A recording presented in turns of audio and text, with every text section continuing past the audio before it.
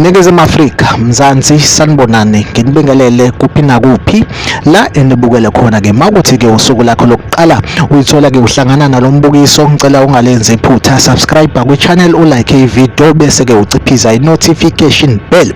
Zikwi Trend TV siyaqinisekisa ukuthi ke sikulethela ke udaba olusuka lutrenda ngalolo suku. Udaba ke oluvelayo osukwini lanamhlanje ke kuthiwa ke lapha eThekwini endaweni ke yaseLovu kuthiwa ke kune tavern ekhona lapha okuthiwa ke izolo ke kungene ke abadoda ebehlome ke ezingovolo ke afike avulela ngenhlamvu kubantu ke ebebephuza kuleya tavern. Ngaleyo ndlela ke kwadlula ke abalisa abathathu emhlabeni ke. Igameko efana nalezi besizibona ke zenzeka koGoli, kodwa ke siyabona ukuthi ke njengamanje liya ngokunyuka izinga lokwehla kwegameko ezifana nalezi. Thina ke esiphuzayo bafethu azame ukuthi ke sehlise ukuphuzela ke emathaveni, ikakhulukazi ke ngezikhathi zasebusuku. Azame ukuthi ke masithenga utshwala bese ke siyophuzela ezindlini. Ngiyazi ukuthi kumnandi ukuphuzela ethaveni, kuyabhora ukuphuzela endlini, kodwa azame ukuthi ke sishintshe sithenge utshwala bese ke siyophuzela endlini. Nathi ke singayitholi